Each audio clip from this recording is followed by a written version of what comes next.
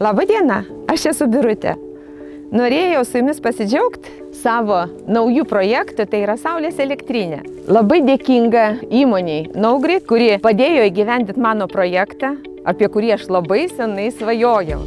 Pirmą kartą saulės elektrinę pamačiau Vokietijoje, būdama Düsseldorfe. Ten kiekvienas priemiesčio namukas beveik turi savo saulės elektrinę. Kai pasistatėm namą, pirmas dalykas, ką aš sumąsčiau, tai įsirengti savo saulės elektrinę ir būti draugiška aplinkai ir gamtai.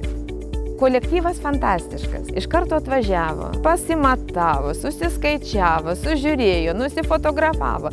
Netgi droną atsiuntė pasižiūrėti ir nufilmuoti iš viršaus. Žinokit, buvau apstulbus nuo tokio konkretumo, nuo tokio dėmesio. Man dėmesys buvo begalinis. Sugalvojus apie saulės elektrinę, aišku, iškyla pirmiausia tai finansinė problema. Tačiau susipažinus su Naugrid, man iš karto nuramino, sakė, ko jūs pergyvenat. Šiuo metu kaip tik yra teikiama valstybės parama. Būtent tokiom elektrinėm, kodėlgi mums nepasinaudojus tuo. Vyrai surinko visus dokumentus, visas nuotraukas, viską padarė, stengėsi kaip įmanoma, kad būtent mes gautumėm tą paramą. Ir volia, parama yra, elektrinė yra ir mūsų nuotaika nuostabi.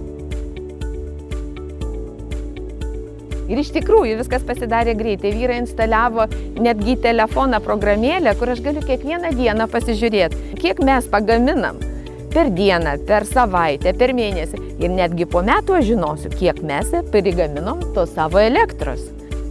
Kodėlgi man tai rūpėjo? Šiuolaikinės technologijos visos yra pagrįstos elektra. Sąnaudos yra nemažos. Šildymo sistema pas mus yra oras, vanduo.